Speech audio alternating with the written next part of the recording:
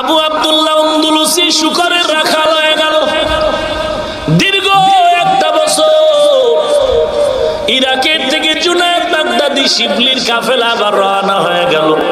দেখি আমাদের পীরের কি হালাত, পুরো একটা বছর কান্না আর দোয়া চলছে।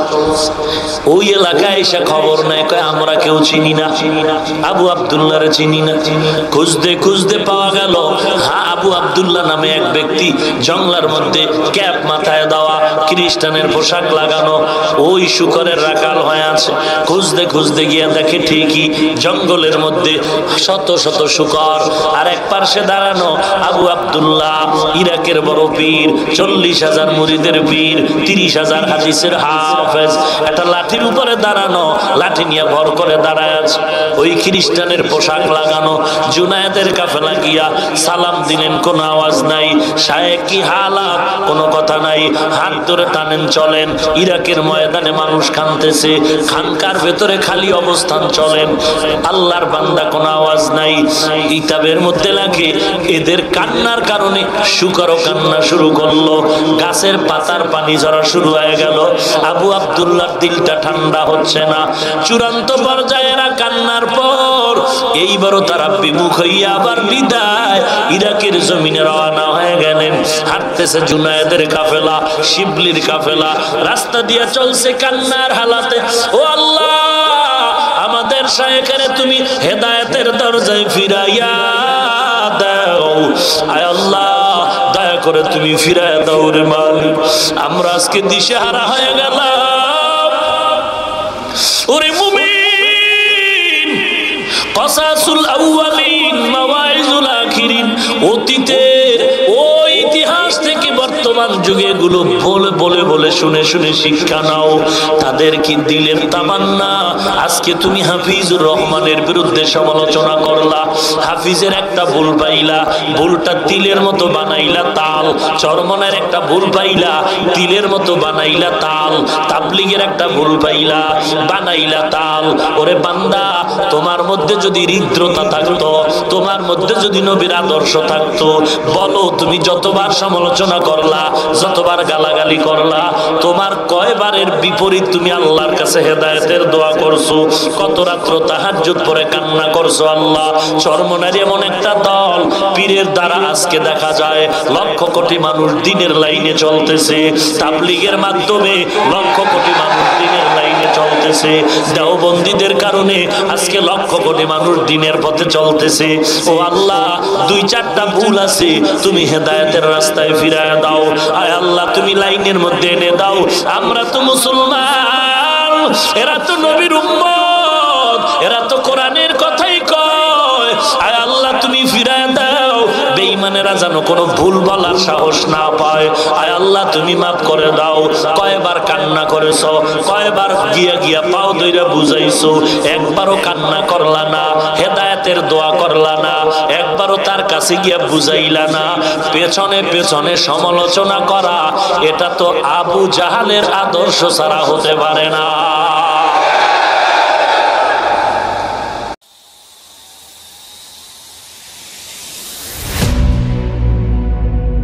এরে মুসলমান, এমন কোন জাতি দুনিয়াতে নাই যে মুসলমানের কষ্ট দেয় না। ও মুমিন, তুমি কেমন করে ঘুমাও? তুমি মনে করছো তুমি নিরাপদে আছো? ভাবিও না, বিপদের রেড সিগন্যাল তোমার মাথার উপরেও আছে। তোমার এত লাডিও লাগবে না, ধমক দিলেই তুমি কবা, ধমক দিস না, এমনি টুপি ভিতরে ঢুকায় ফেলাইছে। এই জুমার নামাজ পড়া আগের 4 রাকাত তো জবাই করছে, ঢুকছে এই খতিব সাহেবের খুতবার সময়, 2 রাকাত পড়েই দৌড়, টুপিটা আসিল প্যান্টের পকেটে ঢুকাইছে। ঠিক নেই? আগের 4 রাকাত তো পড়লো না, পরের 4 রাকাত তো পড়লো না, মাঝখানে 2 রাকাত। কেন পড়ছে? না পড়লে মানুষই কি কইব? বুঝেন নাই? সমাজের বিচার আচার করি, একেবারে সব বাদ দিলে হয় নাকি? ওরে আল্লাহর গোলাম, আপনারা একটু রাগ করেন না ভাই, নিজেদের ঘরকে সুন্দর করা দরকার। মৃত্যু মৃত্যু তো হয়েই যাচ্ছে প্রতিনিয়ত, গাড়ির নিচে, পানির নিচে, শত্রুর মোকাবেলায়। অতএব আমাদের ঈমান আমল মজবুত করা দরকার। মৃত্যু তো হবেই, পালাবার কোনো সুযোগ, তবে ঈমান আমল ঠিক রেখেই যাই, নাইলে এই দুনিয়াও খাইলাম, কবরের ভিড়াও তুলে দিই। কথা ঠিক নেই? এরে নবীর উম্মতের দল, 30,000 হাদিসের হাফেজ, 100 বছর আগের ঘটনা, 40,000 মুরিদের পীর। যেই লোকটা 30,000 হাদিসের হাফেজ, এই লোকটা বুঝি কোরআন হাফেজ না, কোরআনের হাফেজ না, তো আরো আগের থেকে। মুরিদ গুলোর সাইজ কেমন? তোমার আমার মতো বিড়ি টাননেওয়ালা, বিড়ি টানে, বাবার নাম নিয়ে বিড়ি টানে, বদমাইশ। বাবার নামে বিড়ি টানলে বরকত বেড়ে যাবে,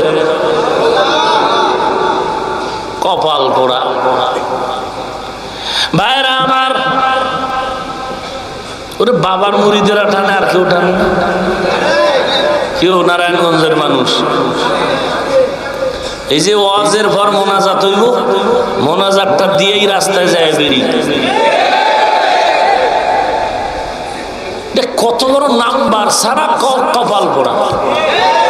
মোনাজাতটা দিয়ে বাসায় যাইতে পারলো না, এর মধ্যে দাঁড়ায় ফেলছে। আসেনি এরকম বুদ্ধিমান? আফসোস, ধিক্কার তোমার কপালটার উপরে। এরে আল্লাহর গোলাম, এই মোনাজাতটা দিয়ে কি কইছে? বেশি বেশি বিড়ি টানার তৌফিক দিও আল্লাহ। বিড়ি টানলে কোনো লাভ? ধনী হওয়া যায়, চেহারা সুন্দর হয়, যৌবন বাড়ে, তো কেন এই সমস্ত? একটা চোখ লজ্জাও তো থাকে মানুষের। ভাইরা আমার, কি বলবো?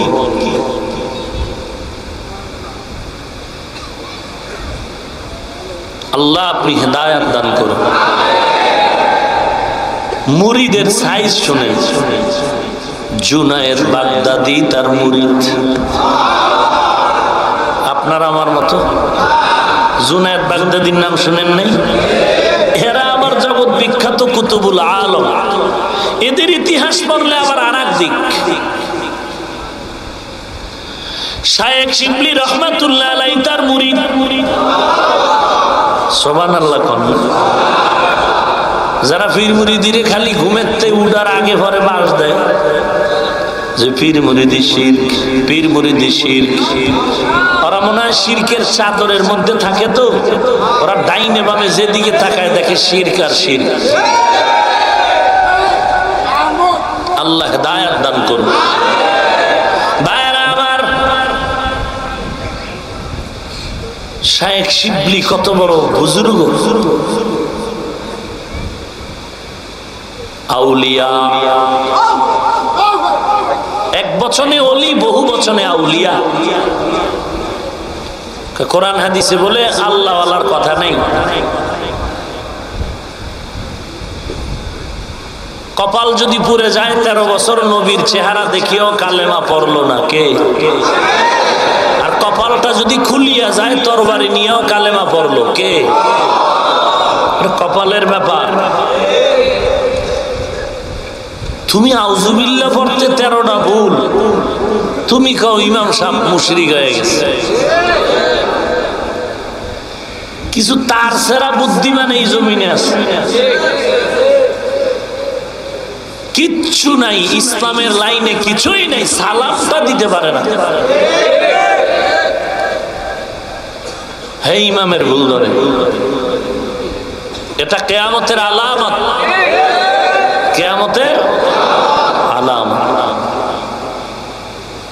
আল্লাহ আপনি আমাদেরকে হেদায়েত দান করুন। আবু আব্দুল্লাহ আন্দলুসি রহমাতুল্লাহ আলাইহি, আমি অহংকার জিনিসটা বুঝাবার জন্য ঘটনাটা টানতেছি, বলবো। মুরিদের কাফেলা নিয়ে চলছেন, এক এলাকায় যাচ্ছেন। এমন একটা এলাকা দিয়ে যাচ্ছেন খ্রিস্টান পাড়া আছে না, গোরাশাল যাইতে বাজে। তাকায় দেখতেছেন গির্জার মধ্যে খ্রিস্টানরা গায়রুল্লাহর আরাধনা করে। 40,000 মুরিদের পীর, 30,000 হাদিসের হাফেজ। একটু অহংকারী ভাব নিয়ে বললেন, তোরা সব জাহান্নামী, আমরাই তো জান্নাতি, তোরা শেষ। এখানে কিছুক্ষণ দাঁড়ায় সামনে চলে গেল। খ্রিস্টান পাড়ার সামনে গিয়ে দেখে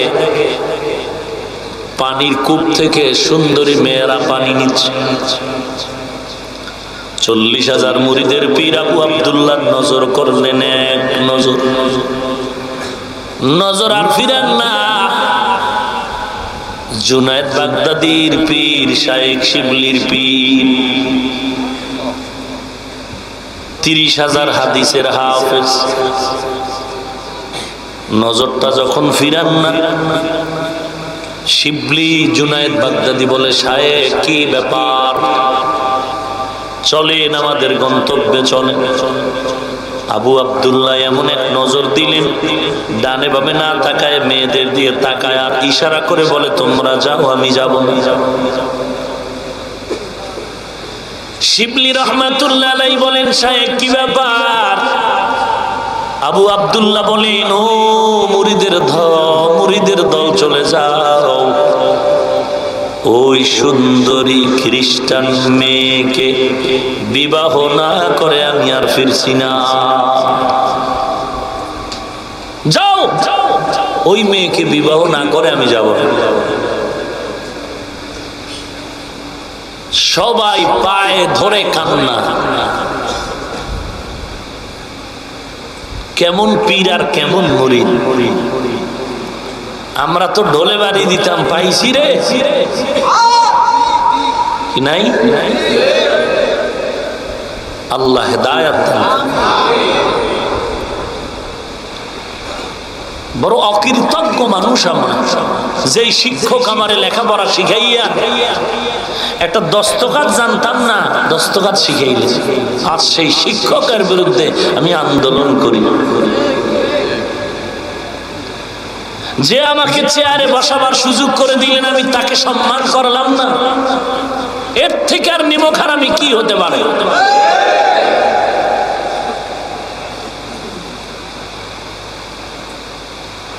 আজকে শিক্ষকের বিরুদ্ধে আন্দোলন, কি এক গজবের দুনিয়াতে আমরা বসবাস করতেছি। এখানে বহু মাদ্রাসার ছেলেরা, স্কুল কলেজ ভার্সিটির ছেলেরা আছো, মনে রেখো কথাটা, সব জায়গায় বেয়াদবি চলে না। খামোখা কপাল পুরিও না। শিক্ষক একটু শাসন করতে গিয়ে চাপ দিয়েছেন, শিক্ষকের বিরুদ্ধে আন্দোলন শুরু। খোদার কসম, ওস্তাদ শিক্ষকের ব্যাপারে যারা মন্তব্য করে, আন্দোলন করে, কষ্ট দেয়, এরা সৃষ্টির শ্রেষ্ঠ বেয়াদব। আল্লাহ এই বেয়াদবি জিন্দেগির থেকে আমাদেরকে হেফাজত করুন। একটু শাসন করার কোনো সুযোগ নাই, কিছু বলা যাচ্ছে না। কোন যুগে আছে? আমি গতকালকেও লালবাগে বলেছি, এখানে যারা মুরব্বীরা আছেন, আপনারা স্কুলে পড়ছেন না ছোটবেলায়, মাদ্রাসায় কেউ মক্তবে পড়ছেন, তখন কি ফিডাফিডি ছিল না?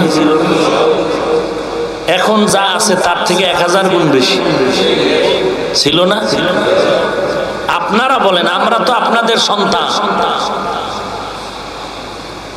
তখন ওই 2 ক্লাস যা পড়ছেন, ওই আর ধাক্কা এখন 13 ক্লাস হলেও সইতে রে, কথা ঠিক নেই? তখন মানামানি ছিল, মনে করতো শিক্ষক আমারে শাসন করছে আমার ভালোর জন্য। বাপ মায়ে কইছে, হুজুর আরো দিলেন না কেন? আর এখন শিক্ষক ধমক দিছে, বাপ মায় মামলা করতে যায়, মামলা করতে যায়।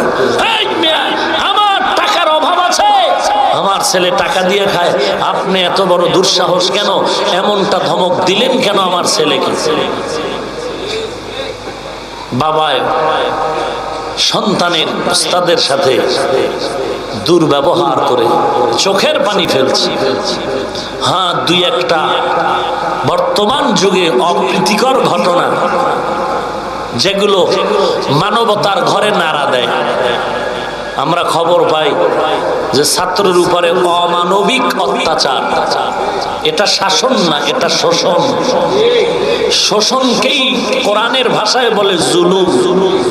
জুলুম তো কোনো আল্লাহ পছন্দ করেন না, কোনো মানুষও পছন্দ।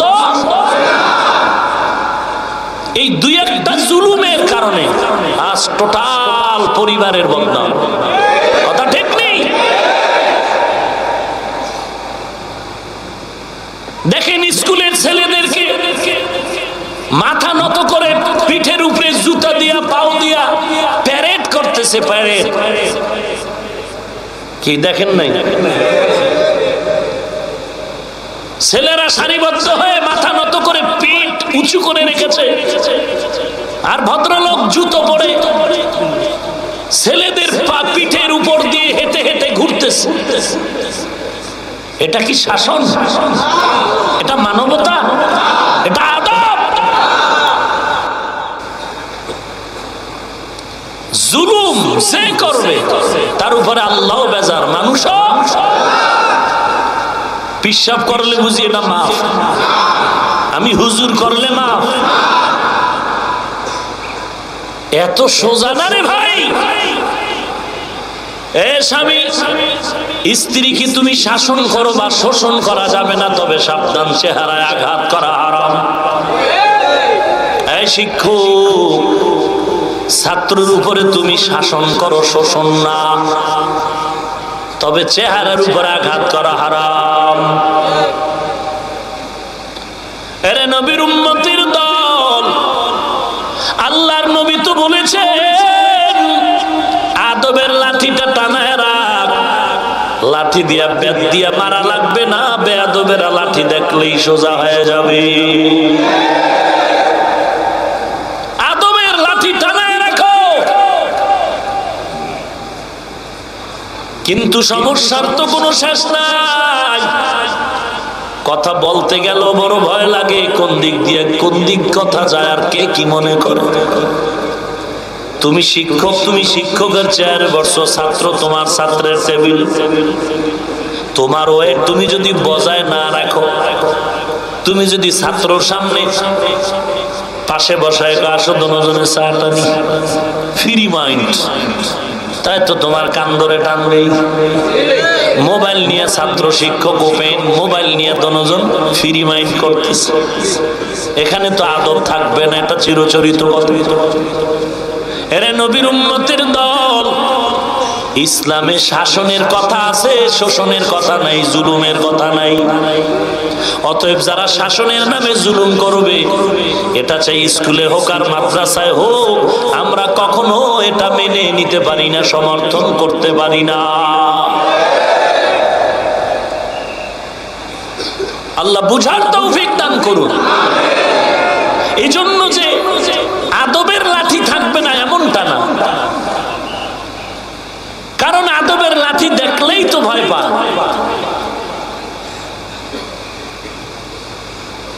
ভাইরা আমার, আবু আব্দুল্লাহ আন্দলুসি বলে, তোমরা যাও ভক্ত মুরিদান জুনায়েদ বাগদাদী সাহেব শিবলি রহমাতুল্লাহ আলাইহি পায়ে ধরে কান্না, কে দেখে কান্না, খবর নাই। কিতাবের মধ্যে আসছে শেষ পর্যন্ত কান্না করে কাফেলার সবাই চলে গেল। বলবো,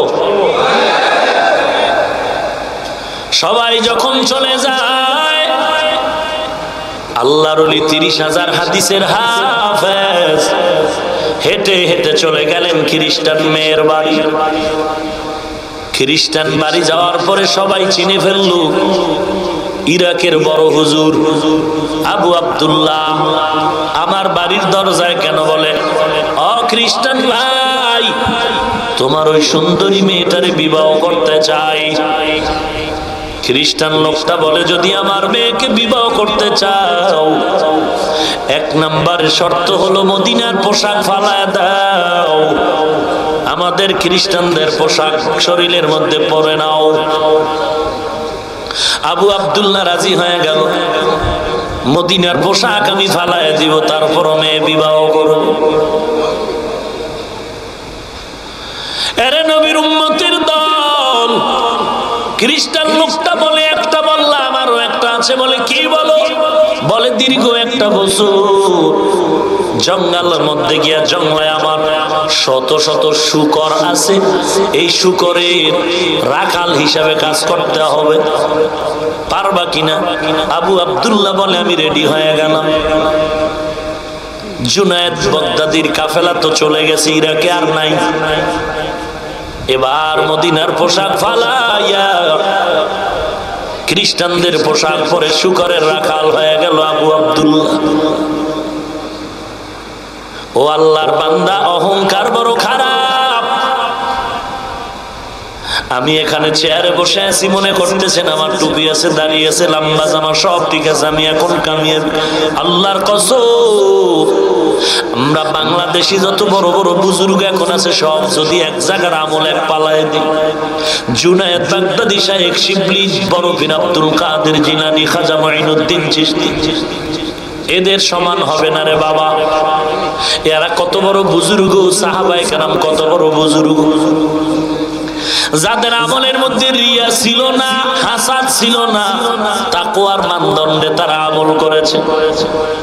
সন্তানের হক আদায়ে কোনো ব্যর্থতা নাই, স্ত্রীর হক আদায় করেছেন, ভাই বোনের হক, পাড়া প্রতিবেশীর হক, নিজের হক সব আদায় করিয়া আল্লাহর ইবাদত করলেন, মানুষের কাছে কাছে গিয়া দাওয়াত দিন।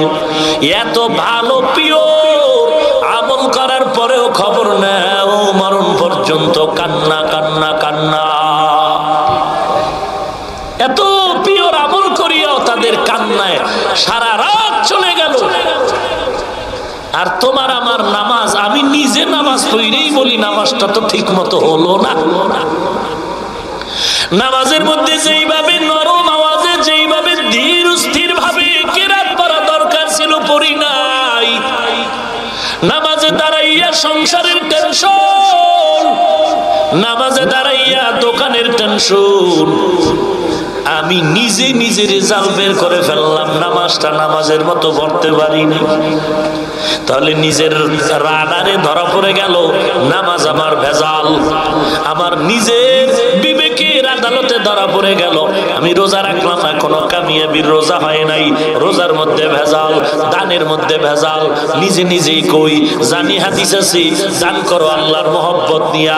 আমি দান করলাম মানুষের প্রশংসা পাওয়ার জন্য, আমার বিবেক নামের আদালত রেজাল্ট দিল আমার দানে ভেজাল। এত ভেজাল আমল করিয়া আবার অহংকারী কেমনি করো রে মুমিন? বরং কান্না করা দরকার, আমার মতো জালেম আর কেউ নাই। আল্লাহর আদালতে নিজের জালেম বলে পরিচয় দেওয়ার দ্বারা সম্মান কমে যায় না। আদম নবী বলেন রব্বানা জালামনা আনফুসানা, ও আল্লাহ আমি নিজের নফসের উপরে জুলুম করেছি, আমি বড় জালেম। ইউনূস নবী বলেন লা ইলাহা ইল্লা আনতা সুবহানাকা ইন্নী কুনতু মিনাজ জালিমিন, ও আল্লাহ আমি নিজের নফসের উপরে জুলুম করেছি, আমি বড় জালেম। আদম নবী যদি আল্লাহর আদালতে বিনয়ী হইয়া জালেম বলে স্বীকার করে, ইউনূস নবী যদি আল্লাহর কাছে জালেম বলে দোয়া করতে থাকে, আল্লাহর করুণা চায়, তুমি আমি আল্লাহর কাছে জালেম বলে পরিচয় দিতে এত বাধা কেন? আবু আব্দুল্লাহ আন্দলুসি শূকরের রাখাল হয়ে গেল। দীর্ঘ একটা বছর ইরাকের থেকে জুনায়েদ বাগদাদি শিবলির কাফেলা আবার রওনা হয়ে গেল।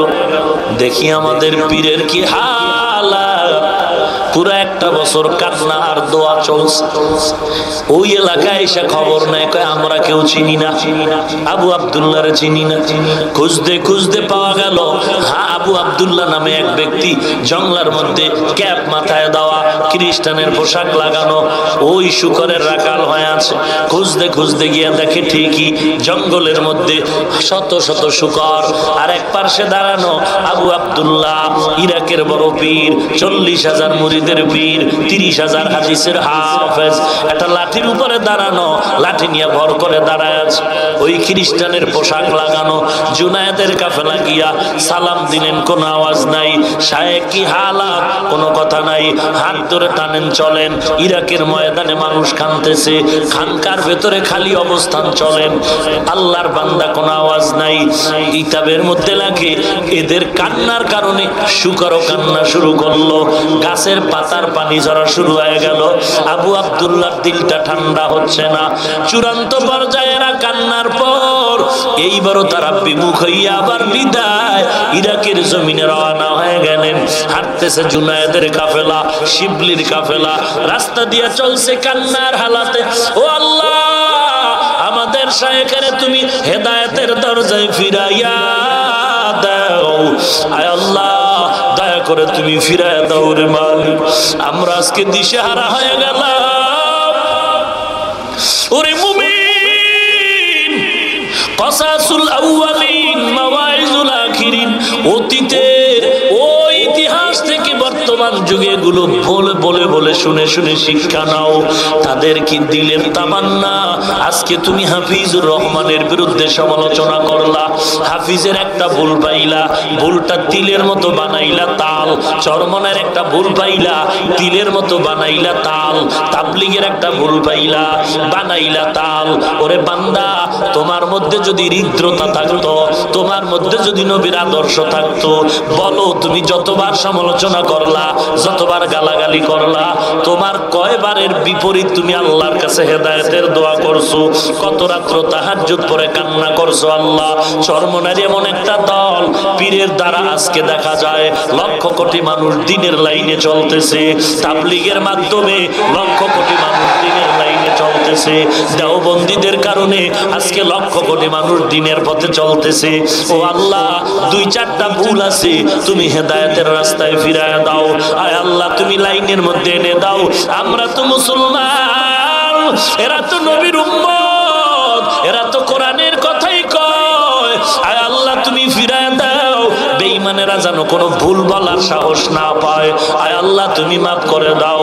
কয়বার কান্না করেছো, কয়বার গিয়া গিয়া পাও ধইরা বুঝাইছো, একবারও কান্না করলা না, হেদায়েতের দোয়া করলা না, একবারও তার কাছে গিয়া বুঝাইলা না।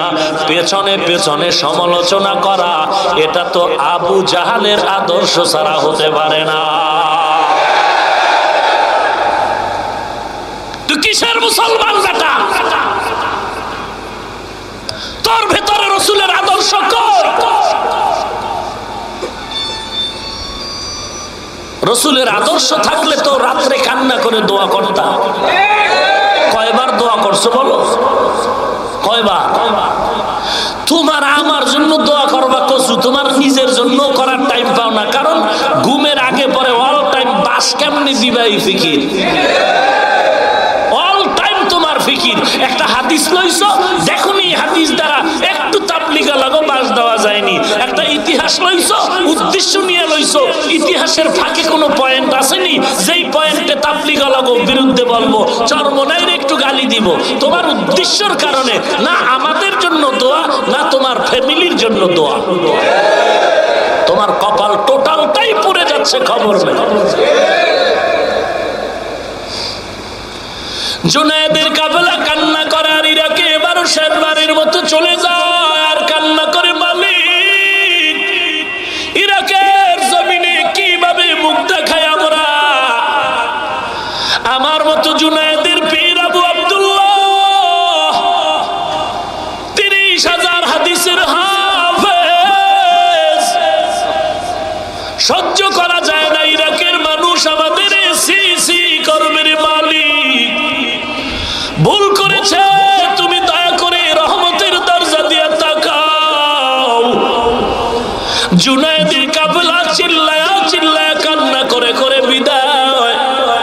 আল্লাহর কুদরতি রহমতের দরিয়ায় জোশ মেরে গেল। জুনায়েদের কাফেলা রাস্তা দিয়ে কান্না করে চলছে।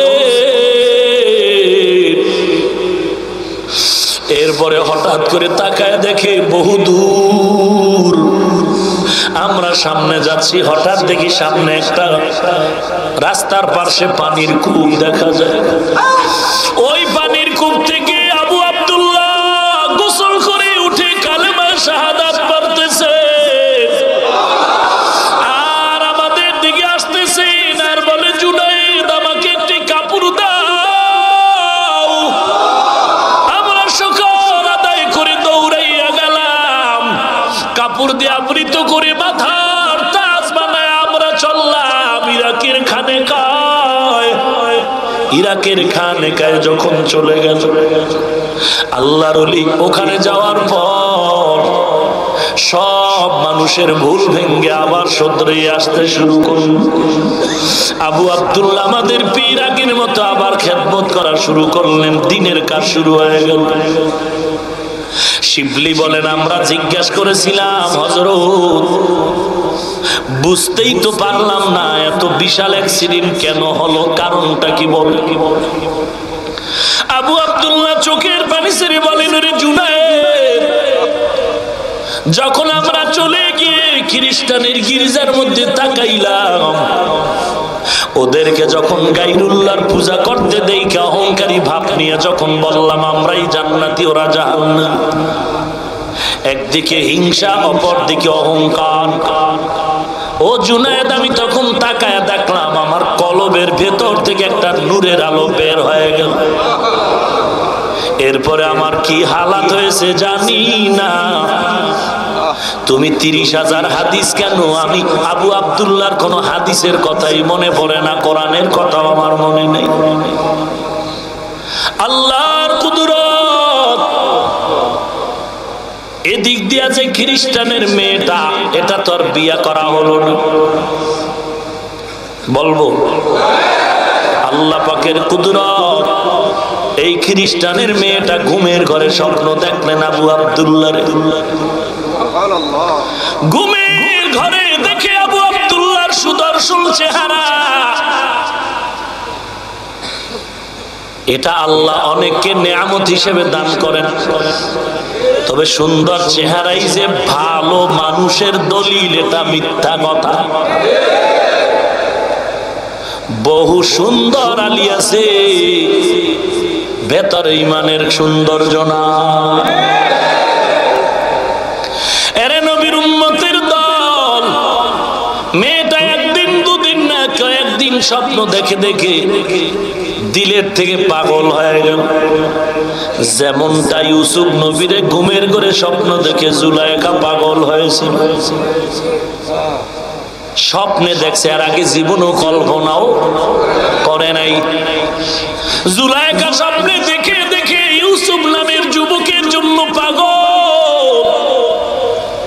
ঠিক ওই খ্রিস্টান মেয়েটা ঘুমের ঘরে আবু আব্দুল্লাহকে দেখে পাগল। আল্লাহর মহিমা, ঘুমের ঘরে ঠিকানা চাইলো, এর কেমনে মোলাকাত আমি পাবো। বলে যাও, ইরাকের কিনারায় নদী আছে, ওই নদীর কিনারায় আবু আব্দুল্লাহর খানেকা আছে, ওখানে গিয়া সাক্ষাৎ কর। মেয়েটা দিল থেকে তৈয়ার হয়ে গেল, আমার ধর্ম মিথ্যা ধর্ম, আবু আব্দুল্লাহর ধর্মটাই সত্য ধর্ম, ইসলাম ধর্ম। আমি আর আমার ভ্রান্ত ধর্মে থাকবো না, আবু আব্দুল্লাহর ধর্ম কবুল করে নিব।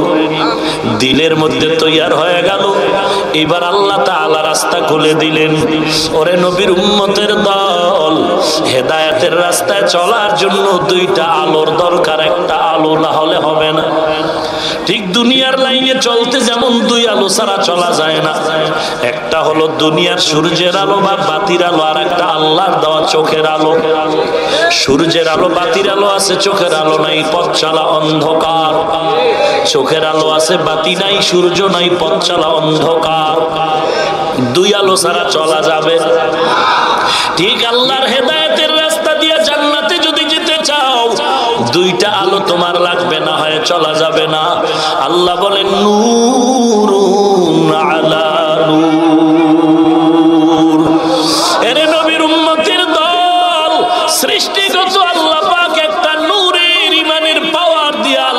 দুনিয়ায় মানুষ বানাইছে।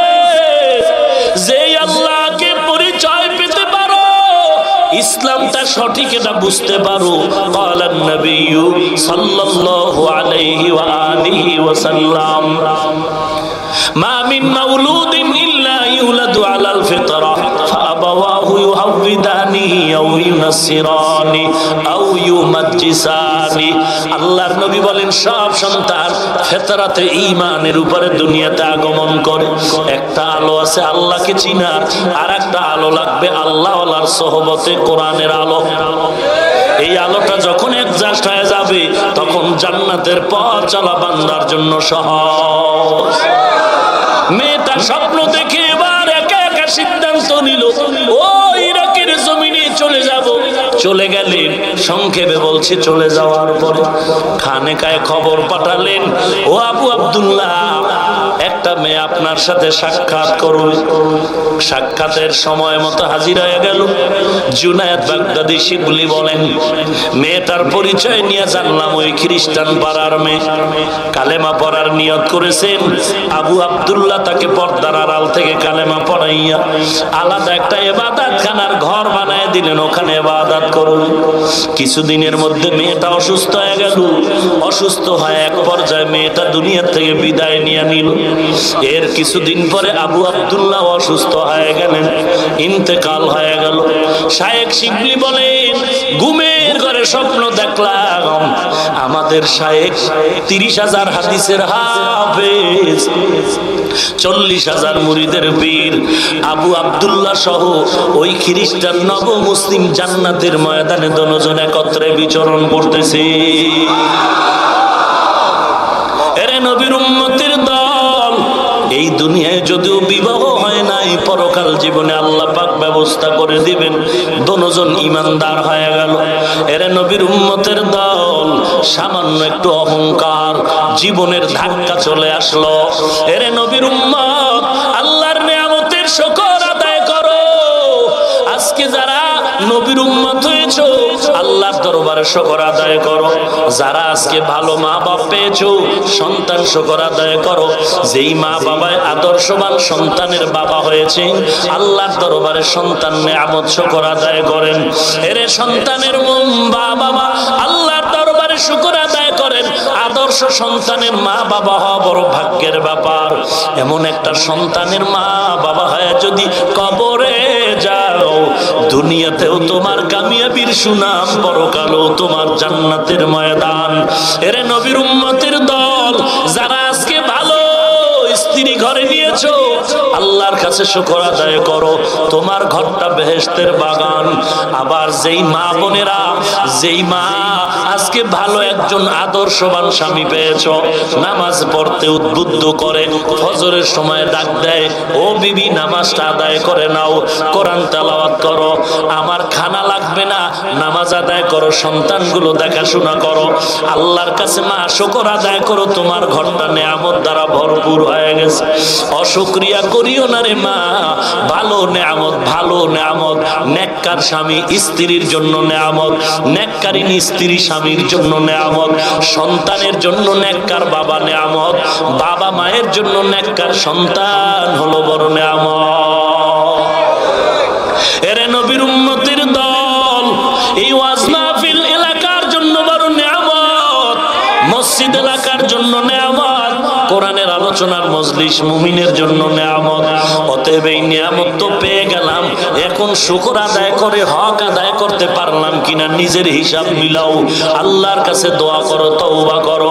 ও মালিক, তুমি নিয়ামতের শুকর আদায়কারী বান্দা হিসাবে কবুল করে নাও। আমি আমার কোন দিকের নিয়ামতের শুকর আদায় করতে পরিপূর্ণ পারলাম না।